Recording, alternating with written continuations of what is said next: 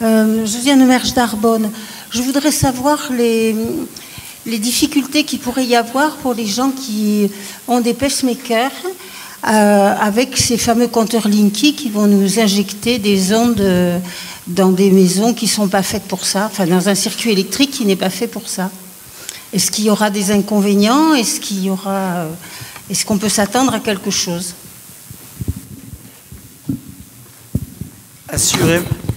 Assurément, oui. Je vais vous dire pourquoi, pour deux raisons. La première, c'est que ce n'est pas la dose qui est le poison, c'est l'exposition permanente.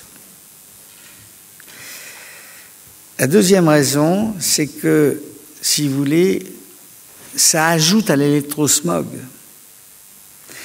Nous sommes déjà, si vous voulez, envahis de champs électromagnétiques, c'est mettre au cœur d'une habitation en permanence le poison.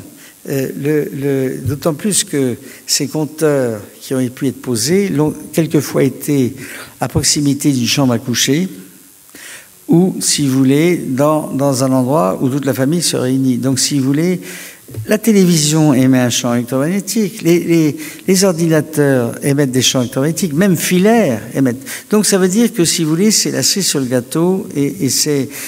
alors qu'on a tout à fait les moyens, comme au Canada, de dire, bon ben, si les gens volent un compteur dit intelligent, ben, tant mieux, ben, ils paieront moins l'électricité, mais s'ils n'en veulent pas, ils pourront peut-être un peu plus, mais voilà. Alors, vous allez dire, c'est encore une discrimination qui va être faite sur le porte-monnaie, ce qui est absolument scandaleux, mais c'est comme ça qu'on s'oriente au Canada, en tout cas. Donc, non, moi je suis absolument contre. Alors, ce que je dois vous dire aussi, c'est qu'aujourd'hui, la pose d'un compteur Linky n'est absolument pas obligatoire, contrairement à ce qui est dit. Cette affaire-là se terminera au Conseil d'État, parce qu'en plus, c'est une intrusion dans la vie privée des gens, parce qu'à partir du moment où vous mettez ce compteur, vous savez exactement, vous pouvez savoir si vous êtes là, si vous n'êtes pas là, etc., etc. Donc il y a une intrusion, et ça, c'est absolument contraire au droit. Il y a un livre qui a été sorti sur ondes électromagnétiques et droit pour mon ami le professeur Olivier Cachard, qui connaît bien le sujet, et aujourd'hui, ça n'est pas obligatoire. Et tous les électro-hypersensibles, notamment, c'est absolument... à qui je fais un certificat médical, ça sert à rien d'écrire aux responsables centraux d'EDF ou d'autres organismes, ça sert à rien parce que là, ils vous répondent comme un technocrate. Par contre, la personne qui vient poser le compteur, il faut être là effectivement au moment, il faut interdire avec le certificat, et jusqu'à maintenant, il n'y a aucune... ça a marché dans 100% des cas. Je crois qu'il y a à peu près une cinquantaine de gens, si vous voulez, qui ont présenté mon certificat et ils n'ont pas de compteur. Dans un immeuble collectif, on ne demande pas votre avis. Il est placé. Oui, alors, c'est le problème. C'est le problème des immeubles collectifs, et notamment des immeubles collectifs qui sont, je dirais, à caractère social, des HLM. Il est évident que les HLM, on fout des antennes sur la HLM parce que c'est, si vous voulez, là ça passe. Bon. Maintenant, au niveau des problèmes de copropriété, là encore, à se manifester au niveau des conseils de copropriété. Il faut se manifester. Ça ne viendra pas, si vous voulez, là, mais si vous avez... Il y a des exemples de copropriétés qui ont interdit la pose du compteur, et ça marche, jusqu'à preuve maintenant du contraire. Mais il n'y a pas d'obligation légale. C'est-à-dire qu'on peut faire un procès aujourd'hui et porter plainte contre le Linky. Vous savez, c'est comme les antennes, c'est pareil. Merci, professeur. Pierre Bride, Biarritz. Une question qui concerne surtout Biarritz. Je l'ai soulevé il y a 2 ans à peu près, qu'il y avait une maternelle, il y avait une école primaire, il y avait le lycée Malraux qui était sous la dépendance de 7 ou 8 antennes relais qui sont sur un immeuble, lequel immeuble a été à peu près équipé il y a 20 ans, enfin 18-20 ans. Les propriétaires de cet immeuble, par l'intermédiaire du syndic, touchaient une redevance pour la pose de ces relais. Et avant votre conférence, la diapositive qui a été exposée pendant longtemps m'a rappelé que cette situation n'avait jamais été réglée par la municipalité antérieure.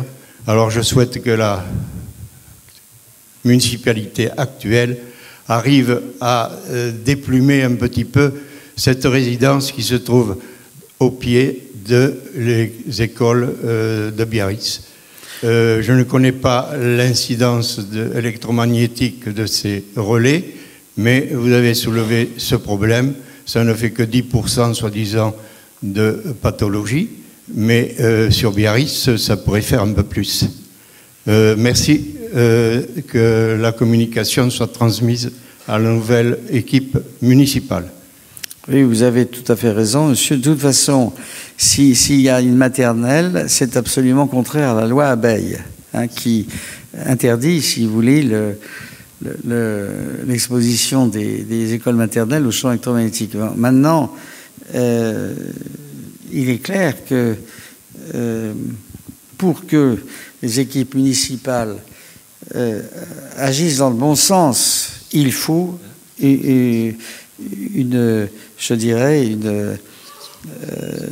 un contre-pouvoir créé par les citoyens, et donc ce que vous faites et ce qui est fait ce soir est très important. Aujourd'hui, il y a un déni.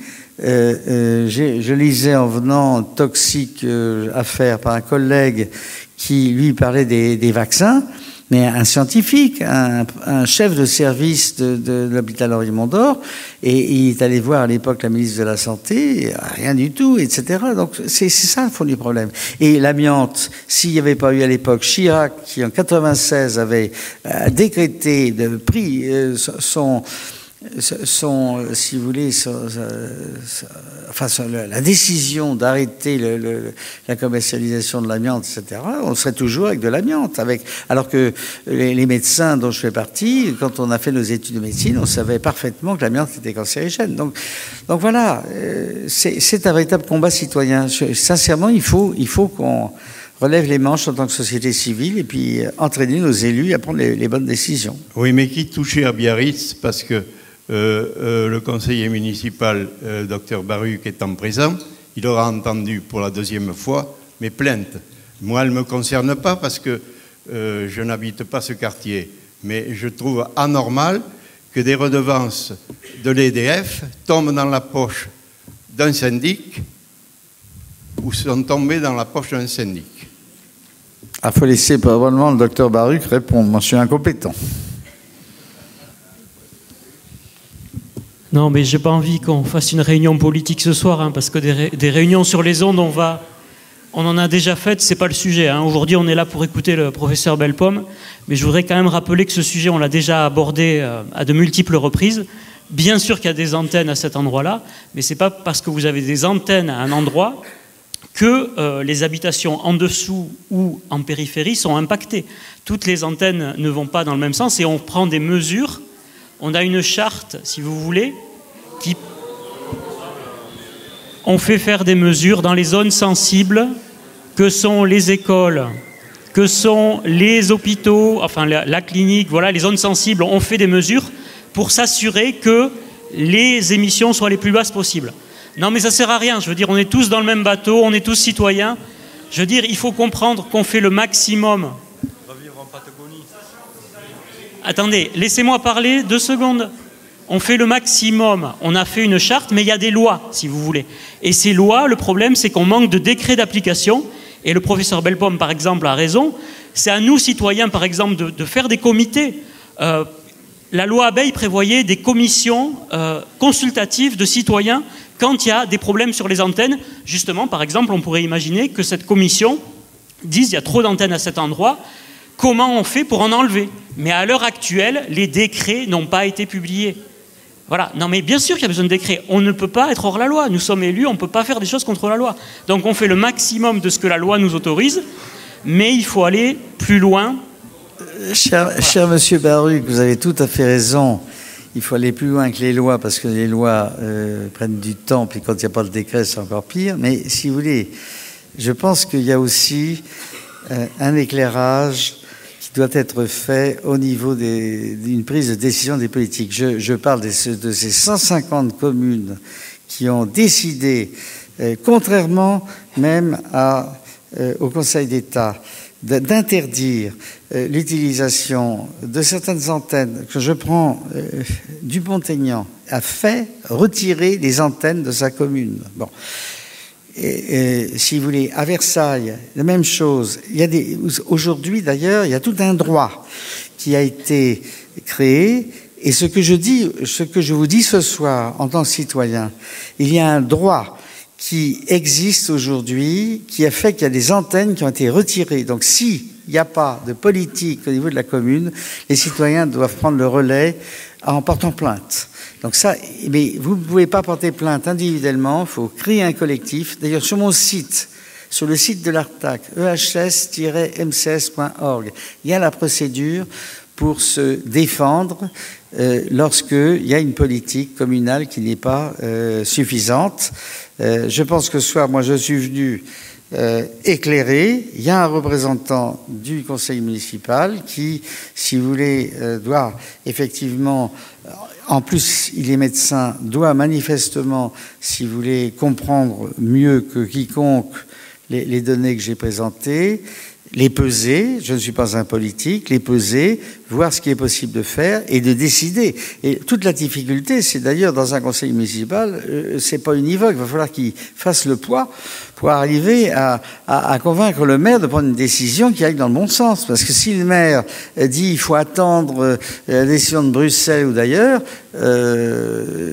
on attendra toujours. Et il y aura des enfants qui deviendront le SEMIC ou autre. Donc c'est ça le fond du problème. Oui, voilà, vous avez tout à fait raison. Je rappellerai juste qu'un conseil municipal, c'est 35 personnes, donc on n'est pas tous aussi convaincus que moi de l'impact potentiel des ondes électromagnétiques. C'est ça. Et ensuite, voilà, c'est au maire de prendre des décisions. Moi, j'ai exprimé mes positions sur le Linky. Je refuse à titre individuel le Linky.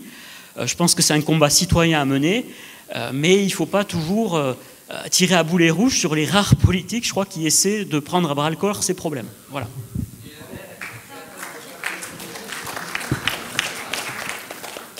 Oui, Pascal, Saint-Jean-de-Luz, alors on va quitter Biarritz. Hein. Voilà, on a introduit à notre insu, il y a quelques années déjà, des nanoparticules de dioxyde de titane dans notre alimentation. Alors moi je ne suis pas très expert, mais je m'en vais voir sur la page Wikipédia.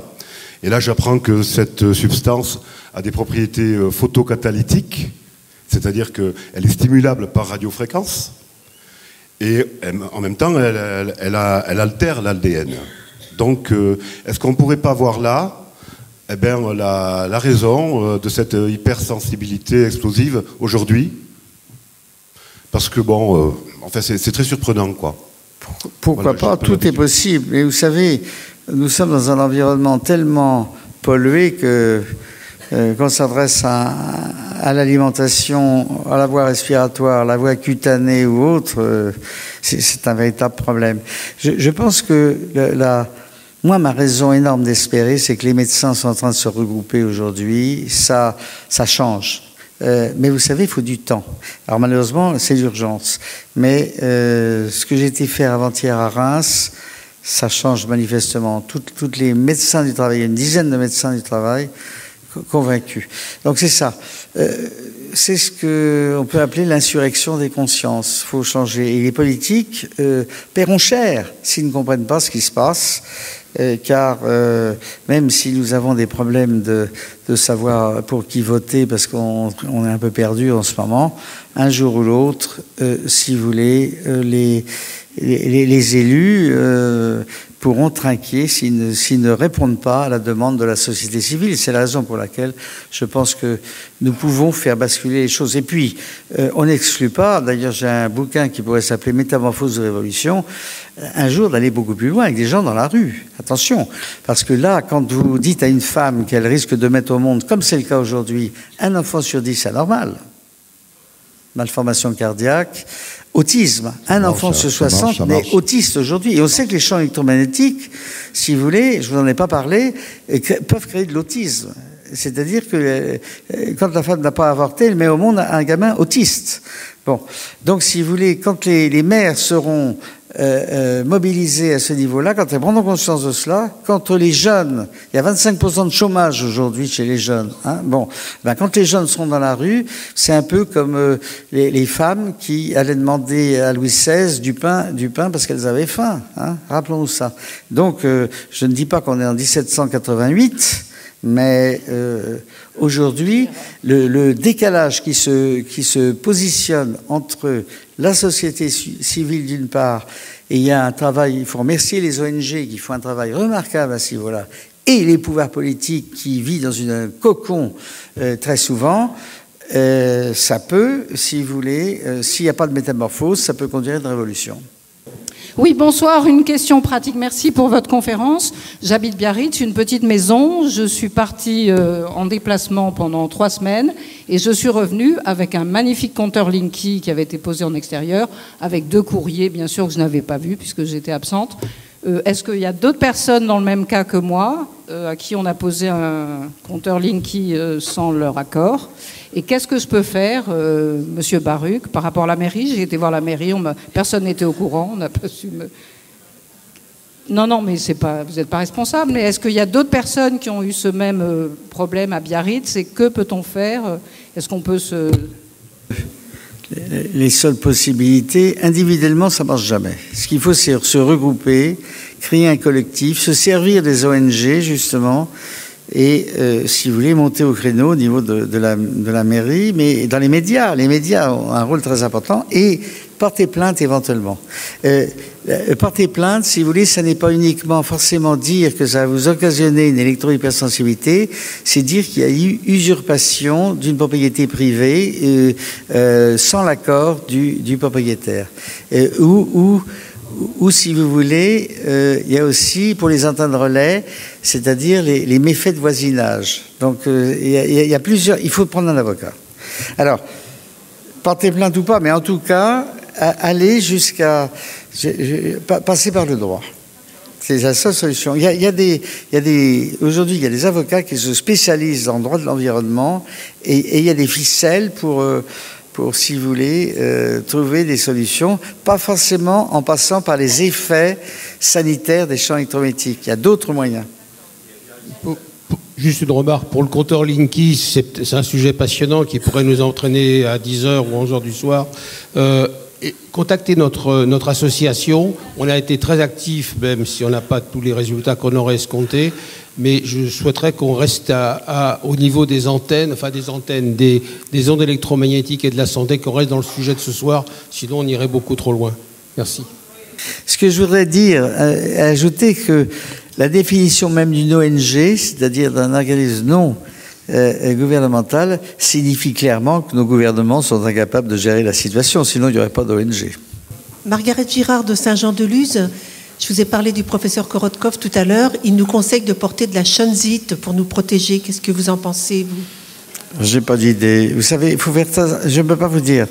Je pense que pour se protéger, il n'y a pas de miracle. Il faut avoir des vêtements anti-ondes.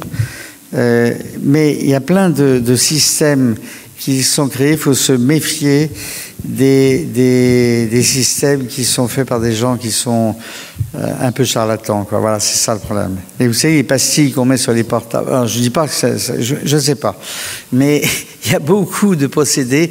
C'est comme pour la tuberculose, si vous voulez, y compris dans les livres de médecine, avant qu'on découvre le bacille de corps, hein, eh bien, dans les livres de médecine, on disait c'est une maladie psychologique, c'est une maladie qui est liée au climat, c'est une maladie, d'où les sanatoriums d'ailleurs, etc., etc. Donc, quand médecine n'a pas, si vous voulez, trouvé des causes précises et démontré des faits scientifiquement, toutes les hypothèses sont possibles, mais très souvent, ce sont des idées et non pas des réalités scientifiques. Faire attention à tout ça. Je ne sais pas. Pour là, je ne sais pas. Bonsoir, je viens de Saint-Sébastien. Dans la communauté autonome du Pays Basque et en Espagne en général, nous avons un énorme déploiement de technologies sans fil et de dispositifs mobiles dans les crèches, centres scolaires, hôpitaux, voire même dans des unités d'oncologie pédiatrique. Le système éducatif basque-espagnol a privilégié une éducation tout en numérique en connexion Wi-Fi dès l'âge de 6 ans. Quelles sont les recommandations que vous feriez aux autorités sanitaires espagnoles et au gouvernement basque espagnol qui nous impose ce système éducatif? Merci.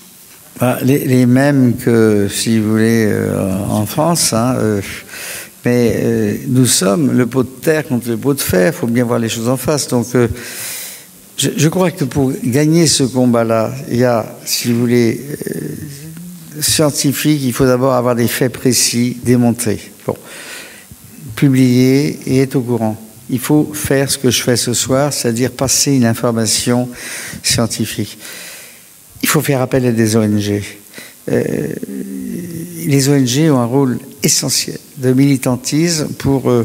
bon, alors là, parce que en Espagne, il y a tout de même, si vous voulez, le docteur Leruz, qui fait partie du CRIGEN, non, le CRIREM, voilà, travaille beaucoup en Espagne en ce moment, et je ne sais plus quelle université, où manifestement, ils ont interdit la Wi-Fi dans l'université. Bon, donc... Il y a des expériences qui vont dans le bon sens. Souvent, ces expériences, c'est un petit groupe de gens décidés, motivés, qui finissent par faire la révolution dans un petit coin.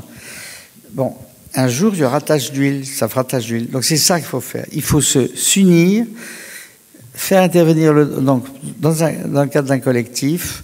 Je vois, par exemple, il y a aujourd'hui des lycées et collèges qui, contre le rectorat, en France, hein, contre le rectorat, ont réussi à faire interdire les tablettes et la Wi-Fi. Ça existe. Il n'y en a pas beaucoup, mais il y en a quelques-uns. Et donc, c'est ça qu'il faut faire. Et puis après, ça bascule. L'amiante, si on prend le problème de l'amiante, il y a eu essentiellement les gens qui étaient à la Halle au Vin à Paris, et en particulier un type du CNRS qui s'appelait Pézard. Donc, si vous voulez, j'en parle dans mon bouquin. Donc, il est clair que c'est souvent un petit groupe qui fait la révolution. C'est pas une masse. C'est une petite partie. Donc, unissez-vous et battez-vous et ça fera, par le biais d'un collectif, avec une ONG par derrière, c'est encore mieux parce que c'est des gens motivés.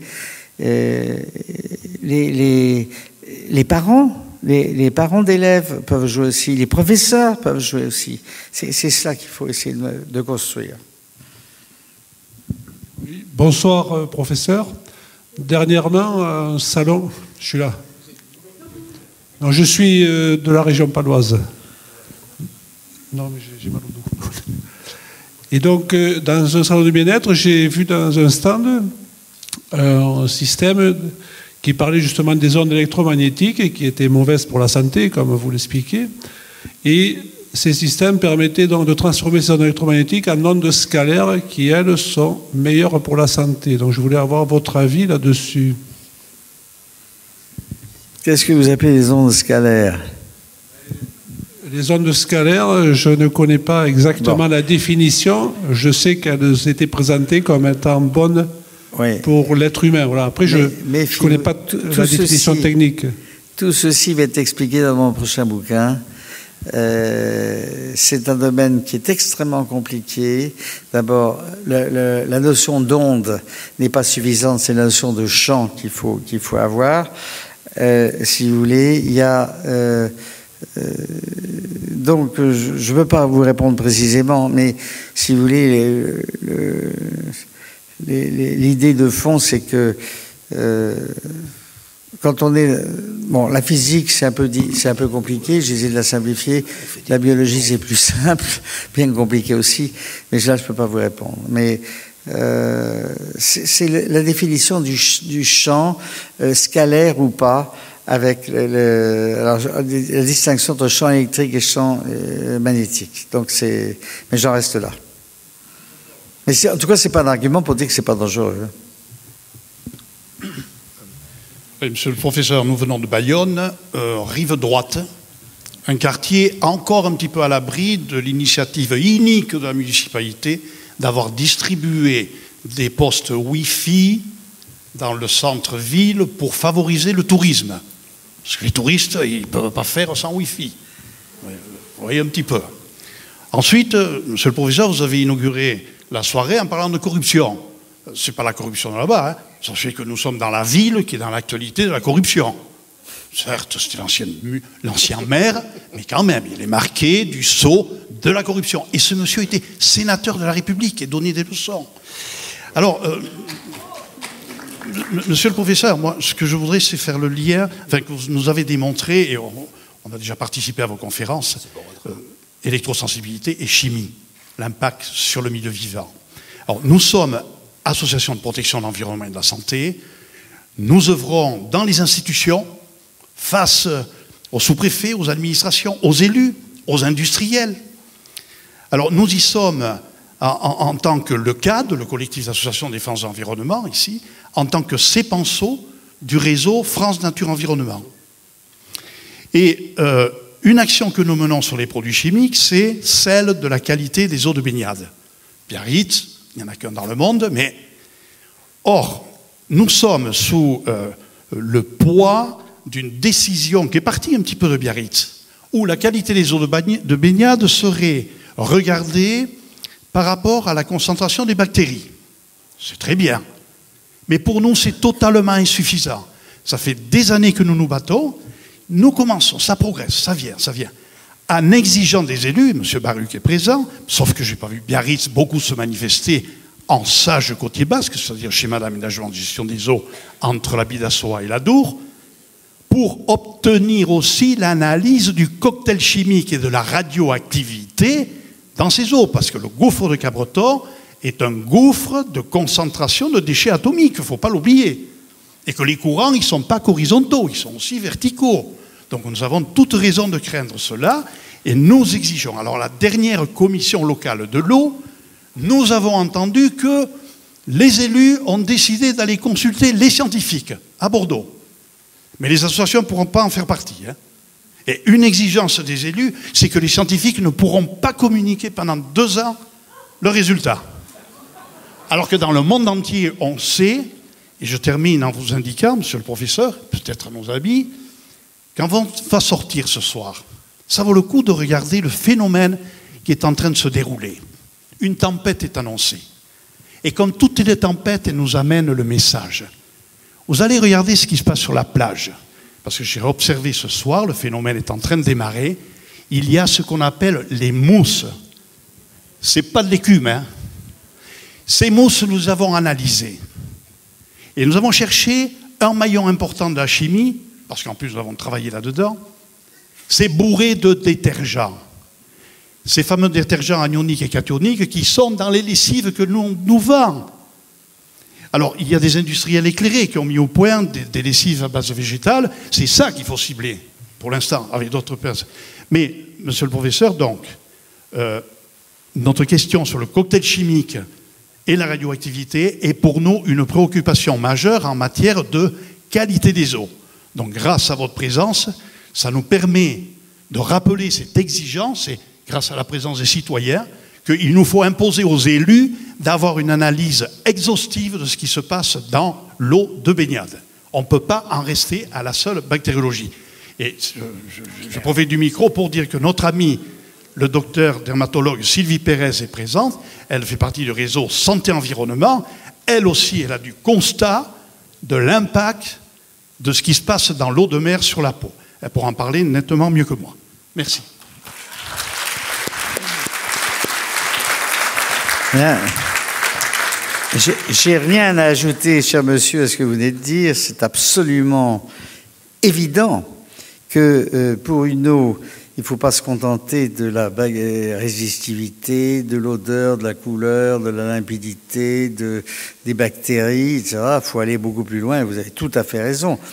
Mais vous voyez, ce que vous m'avez dit sur la décision qui a été prise de faire appel à des scientifiques qui ne doivent pas parler pendant 2 ans et en écartant les ONG, ça témoigne de la perfidie politicienne qui est en cours. Il est clair que les ONG ont leur mot à dire. Et pourquoi? Parce que les scientifiques sont en général aussi, si vous voulez, n'ont pas la préoccupation de terrain qu'ont les ONG, ils sont morcelés, sectorisés dans des différents secteurs de recherche, etc. Et, si vous voulez, quelquefois n'ont pas le sens du bien commun, de l'intérêt général. Donc, si vous voulez, c'est toujours reculé. Je parlais tout à l'heure au début des agences au niveau national. Bon, on a l'ANSES maintenant, après avoir eu l'AMSET, c'est ce que je dis dans mon livre, on change tous les 2 ans d'agence en France. Bon, et si j'ai la possibilité de parler à la presse, ce que je dirais, c'est qu'il faut refonder complètement l'ANSES, parce que il y a des gens incompétents qui sont là. Bon, et que les politiques, c'est toujours attendre. Bon. D'où, si vous voulez, s'il n'y a pas de métamorphose, il y aura la révolution. Je suis désolé, mais c'est ce qui nous pend au nez. Et d'ailleurs, on ne sait pas très bien où on va aller au niveau de la politique nationale. Là, je ne suis pas sûr que ça ne descende pas encore un petit peu plus bas, compte tenu des discours qu'on a entendus et des livres des différents candidats que j'ai pu lire, où il n'y a jamais le mot environnement, jamais le mot santé. Donc là, mais il y a un moment où ça va descendre tellement bas qu'il y aura forcément un réveil de la société civile. Ça, c'est ce que je pense. C'est notre espoir, en fait, parce que si on continue avec des palabres politiciennes qui n'aboutissent à rien du tout, avec des... Voilà. Donc... comment? Abolition des privilèges. Bien sûr. Bien sûr. Bien sûr. Ah ben ça, c'est la corruption. Mais je dis encore la corruption, à la limite, si vous voulez, quand on prend les États-Unis, et c'est une corruption financière majeure, là, bon, mais si vous voulez, et ce que vous dites, abolition des privilèges, tout simplement parce que nous avons perdu la démocratie. Et donc, si vous voulez, ça c'est une chose, mais on essaie d'endormir le peuple par des mensonges permanents. Et ça, c'est cette corruption idéologique qui est absolument inacceptable, qui est grave parce que ça crée la confusion. Et c'est la raison pour laquelle il faut absolument que les ONG soient là pour rassembler. Et si j'ai un message de fond à vous dire, pour ce qui est des champs électromagnétiques, adhérez à Biarritz. Biarritz Antenne. Bon, on va peut-être poser la dernière question, parce que sinon on va finir trop tard. Avant de poser la dernière question, j'aurais aimé savoir combien il y avait de professionnels de santé parmi nous ce soir. Les professionnels de santé, merci de lever la main pour se faire une idée. Merci, vous êtes quand même relativement nombreux, parce qu'il y en a déjà qui sont partis. Et merci d'être venus. Je suis prêt à discuter avec vous aussi. Et puis, faites-moi des critiques aussi. Hein. Une dernière question. Bonsoir professeur, je vous remercie pour votre exposé et les échanges qui ont suivi, qui étaient très intéressants. Je vais aborder un sujet un peu différent, c'est-à-dire qu'à partir d'un certain âge, on nous incite à faire des examens réguliers de radiographie, en prévention de maladies, notamment pour les dames. Et donc maintenant on commence à entendre que de faire des examens réguliers, c'est peut-être plus mauvais que d'attendre que quelque chose se déclenche. On ne sait plus. Voilà. Donc je voulais savoir la radiographie, tous ces... Vous parlez de quoi? Une mammographie? Oui, voilà. Une mammographie, par exemple. Tout à fait. Si vous voulez, c'est tout le problème du dépistage. Il faut d'abord établir un profil de risque. Et en fonction de ce profil de risque, faire des examens adaptés. Autrement dit, si vous voulez, il ne faut pas faire tout et n'importe quoi. On est tous différents. Il va y avoir, par exemple, pour le cancer du sein, si vous voulez, une hérédité, par exemple, une première mammographie qui va montrer un sein particulier qui peut faire le lit d'un cancer. Donc là, il va falloir faire des mammographies peut-être plus fréquentes. Mais en dosant le risque de rayonnement, le risque lié au rayonnement X, mais qui a beaucoup diminué par rapport à ce qu'on faisait avant avec la radioscopie. Donc, et voilà. Donc, tout ceci, c'est une affaire ça commence à être tout de même bien codifié pour le sein, pour la prostate aussi. Le dosage des PSA à 50 ans est tout important, l'échographie aussi. Et puis, pour ce qui est des cancers digestifs aussi, il n'y a pas de problème. Et c'est ce que je mets dans mon bouquin d'ailleurs, aujourd'hui, il y a ce que permet le dépistage, et ça, il y a des médecins qui n'ont pas bien compris, c'est l'avance au diagnostic. C'est-à-dire qu'on va détecter des cancers beaucoup moins évolués qu'on le faisait autrefois. C'est ça le dépistage. Mais ça n'augmente pas le nombre de nouveaux cas de cancer, contrairement à ce qu'on peut croire. C'est pas le dépistage qui augmente le nombre de cancers. Merci, professeur. Mais c'est codifié, hein, donc c'est codifié. Bon, merci. Je crois qu'on va terminer cette réunion sur ces derniers mots.